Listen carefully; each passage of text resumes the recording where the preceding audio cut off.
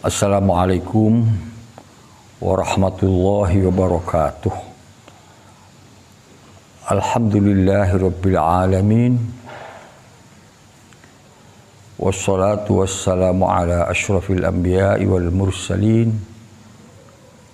Habibina wa syafi'ina wa qurrati a'yunina wa sayyidina Muhammadin sallallahu alaihi wasallama wa ala alihi wa ashabihi ajma'in. Amma ba'du, fala hawla wa la quwwata illa billahil aliyyil azim.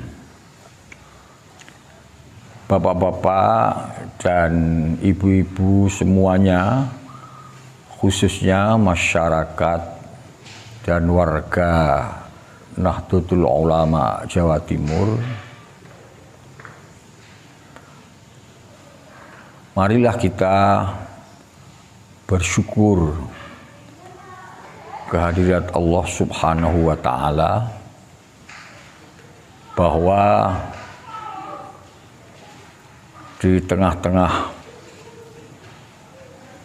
melonjaknya pandemi yang sedang terjadi di seluruh belahan dunia ini, pemerintah kita memiliki sebuah kepedulian, memiliki sebuah mubalah dan concern untuk memberikan kemudahan-kemudahan, untuk memberikan bantuan dan menggelontorkan beberapa triliun, ratusan triliun untuk menghadapi ini semuanya, serta pemerintah juga telah mengeluarkan sebuah regulasi dan aturan-aturan. Tentu dua-duanya itu adalah upaya maksimal yang sudah dilakukan oleh pemerintah untuk menyelamatkan kita semua, rakyat Indonesia. Tidak ada namanya pemerintah membuat satu keputusan yang akan merugikan kepada rakyatnya. Tidak ada itu. Oleh karena itu kita bersyukur, alhamdulillahirabbil alamin, bahwa sebesar-besar apa yang bisa mampu dilakukan oleh pemerintah sudah melakukan sesuatu untuk rakyatnya. Tentu kita berdoa mudah-mudahan semuanya akan senantiasa diberikan bimbingan, tuntunan dan pertolongan oleh Allah Subhanahu wa Ta'ala. Selanjutnya, pengurus wilayah Nahdlatul Ulama sehari sebelum PPKM darurat pandemi ini diberlakukan sudah membuat rapat gabungan antara Syuriah dan Tanfidiyah, dan sudah berketetapan hati untuk membuat satu keputusan. Ada 3 poin yang penting untuk dimengerti dan difahami oleh kita semuanya. Yang pertama, Nahdlatul Ulama menginstruksikan kepada seluruh jajaran pimpinan,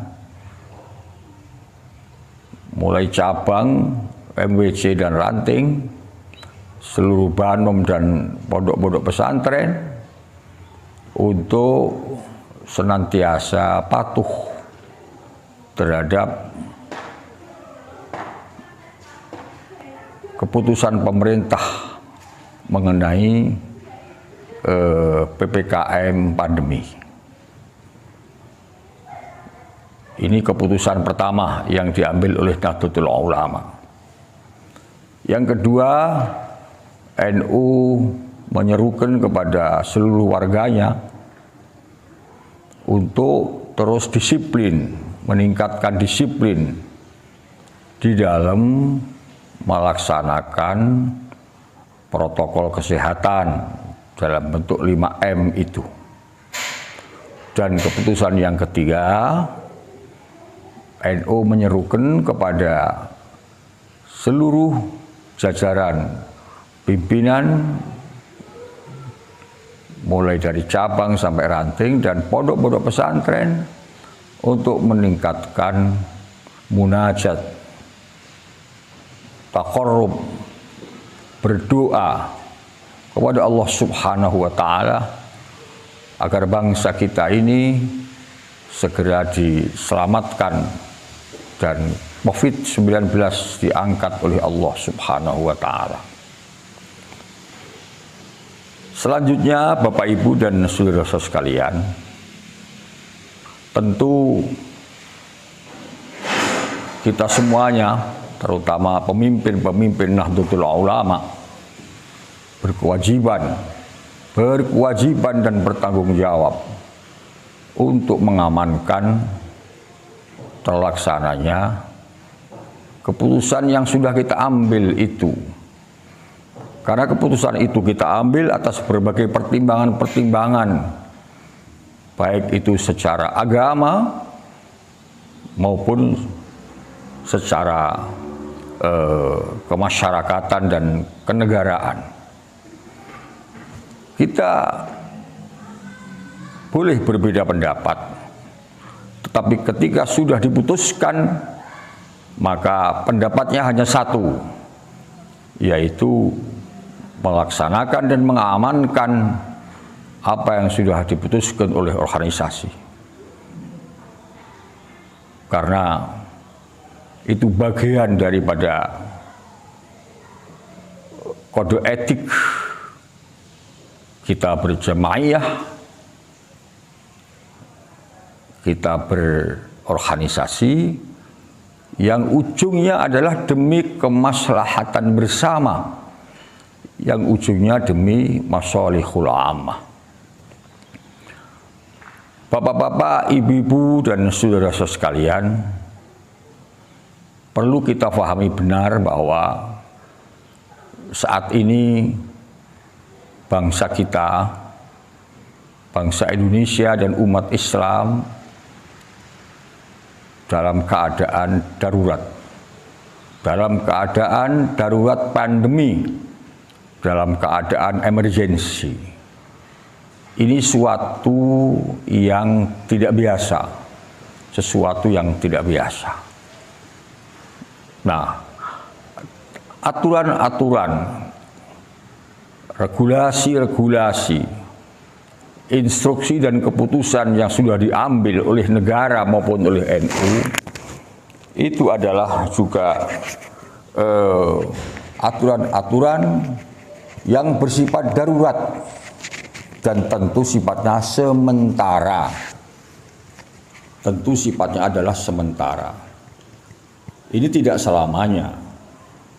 Aturan itu dan keputusan serta instruksi itu akan berakhir dengan berakhirnya pandemi ini. Jadi jangan ada pikiran bahwa kita akan menghalangi umat untuk melaksanakan ibadah. Jangan dibenturkan antara kewajiban kita semuanya untuk hifdzun nafas, kewajiban kita untuk menjaga keselamatan diri, yang itu merupakan bagian dari maqasidus syar'i. Jangan dibenturkan dengan hal-hal yang sifatnya itu di luar kewajiban syar'i seperti tadi itu. Di dalam hal ibadah atau muamalah itu pasti ada yang wajib, dan ada yang sunnah. Marilah kita sepakat hari ini yang paling pokok di antara sekian banyak kewajiban-kewajiban adalah menjaga keselamatan jiwa kita, hifdzun nafas.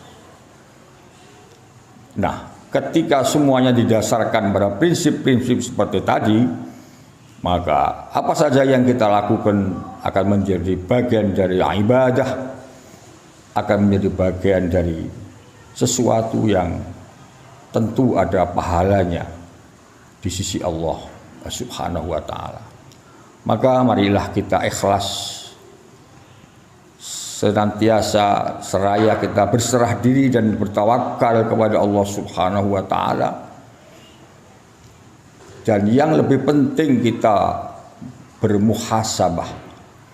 Ini semuanya terjadi tentu karena ulah dan kelakuan kita sendiri yang banyak melanggar apa yang dilarang oleh Allah Subhanahu wa ta'ala dan banyak tidak menjalankan apa yang diperintahkan oleh Allah Subhanahu wa ta'ala.